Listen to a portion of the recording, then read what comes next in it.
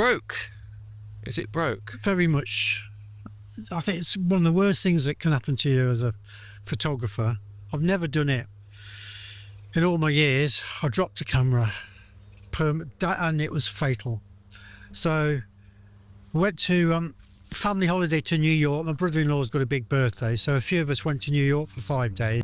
Really cold, obviously, but then you go in somewhere and then it's really warm, so you constantly putting layers on and off. Anyway, we went into this toy shop, and with my Leica Q2, I always use it on a wrist strap. It's been fine like that. I mean, I've owned it. It was the unboxing of it was our very first video on this channel. So welcome to Russ and Lozzie's video channel. A little bit of context. We're filming in a deserted, abandoned Victorian villa, and we're going to be unboxing the Leica Q2 special edition, the Daniel Craig. I always have it on a wrist strap because I pre-focus it, zone focus it, often hold it down by my side.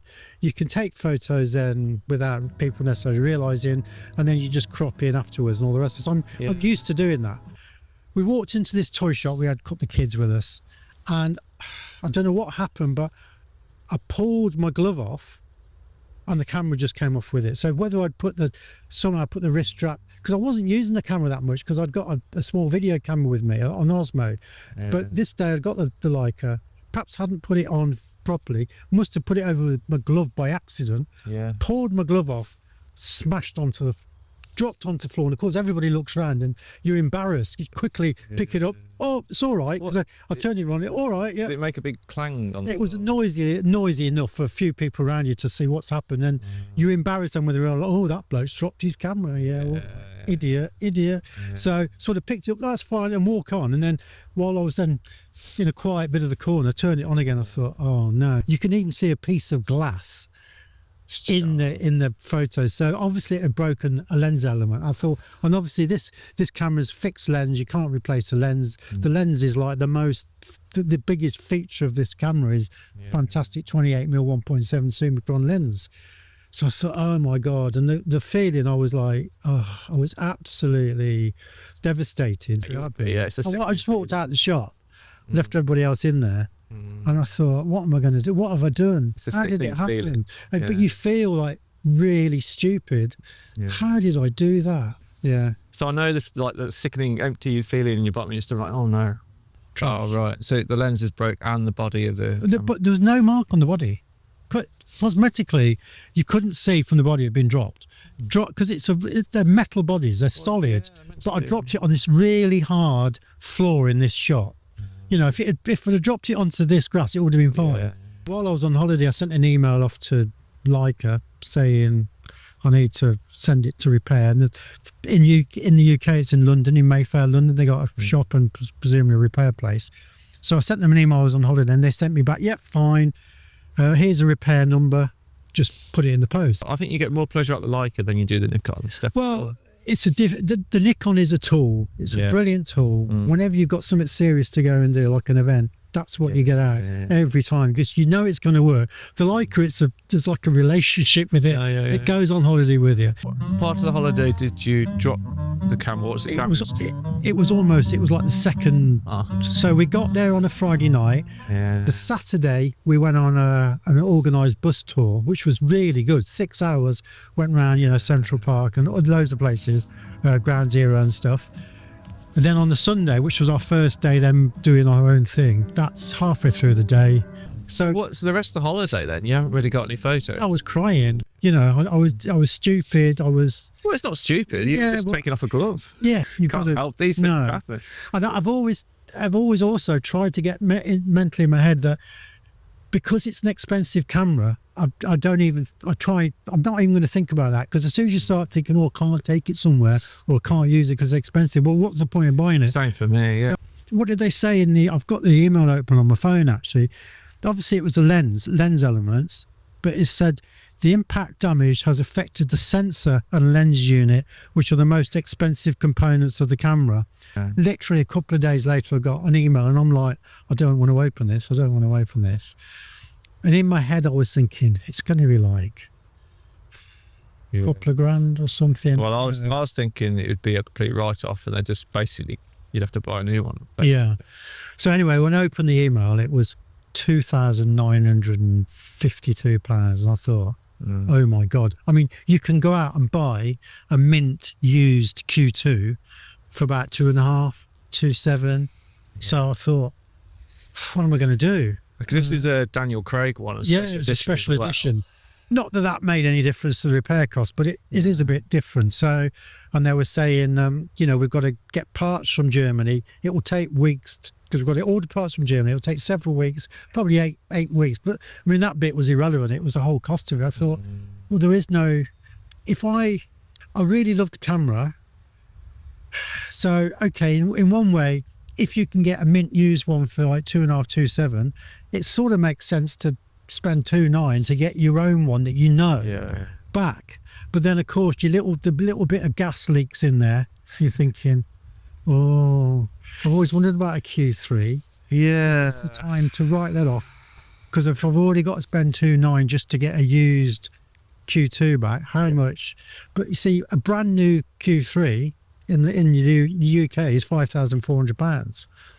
Selfridges were selling one for 5,300, so there's still a whole chunk of money to add to it. So then I was looking at used Q3s, but that's £4,000. So I'm thinking at least. So I'm thinking that's still a chunk to add on. But then it's a later camera. So and what I did, I sold a non-camera related possession I have. I always thought, well, I'll just ask them to send it back to me if I'm not going to pay for it. I'll probably have to give them the money for the postage, and I'll just stick it on the shelf in my room, because fond memories of using it for 4 years. Trophy. And loving it. Well, but just on the off chance, I sent Leica an email, and to be honest, after the first bit of delay in confirming and actually received my camera, their customer service was really responsive. Is there any chance of a discount off a Q3? I thought, and I was like, betting on it. I thought, there's no way they're just going to say sorry. It is what it is. But like about a day later, the lad that I was corresponding with said, we'll give you 30% discount off the cost of the Q3, but then you effectively leaving your broken camera with us, because they said they would recycle it, whatever that means. Don't know what that means. So basically they were offering a £1,600 discount for a brand new one. So what I had to pay them was 3,800, and I thought, well, 2.9 to mend my 4-year-old Q2. Extra 900 quid to get a brand new 28mm Q3. That's what I did. Fantastic. It arrived in like 2 days. I haven't even shown it you yet. You only know. And I haven't even taken one photo with it yet, because I've always thought when we get new cameras, as soon as you open the box, you put the battery in, you're in the bedroom or the kitchen or something, you take a photo of like nothing. Next year, and I'm suddenly thinking, it's stupid, but I want my first photo with my new camera to be something slightly more like that's what you waited for me. So I've waited for obviously the main talent of this show, Mr. Russell, Mr. Rusty. So I mean, I was trying to give you some not really advice, just how I felt about it. Because when the Q3 got released, I was really interested in that, because the spec just takes it to the new, because it's like 60 megapixels and the Q2 is about 47, and it's the new processor, new autofocus, loads of new features, and that made it interesting to me. Well, my 400 2.8 is my Leica, in a way. It nearly cost me £3,000. Didn't need it. It's not going to earn me any money. I love it. Judge it from what you get out of it. And the relationship with it. Well, I saw my Q2. I mean, with the Nikons, we're obviously always looking at the new models that come out, the lenses. You're going through these cycles of you upgrading from your Z6. The way I looked at my Q2, it was like having a really nice watch or something and keeping it almost forever, because it's very niche. So what about, because I use mine for business, I have professional insurance, and I've never actually tested to use it, because don't ask me about that. Well, I'm thinking about, for what do people do? So I have professional insurance, but I've never used it, so I don't know if they'll actually do it, because with insurance you don't know until you go to claim, do you? So before I went to Oman last year, I looked into having insurance, and you could pay 20 odd pound a month. And I thought, well, that's okay. I don't actually take the cameras out anywhere near as much as you do, because you'll use them every week for work. But then when I looked into it, that was only going to cover up to a maximum of £5,000 or something. And I was taking like a Z8, a Z6 Mark II, a 70-200, a 24-70. I even chucked the 100-400 in the bag in case, and probably a prime. Well, I thought, well, that's no good really. What about travel insurance? Well, that's not going to cover anything like that. No. Secondly, I thought, well, what about house insurance? If I'd have added it to that list, it would. But it never crossed my mind. It will.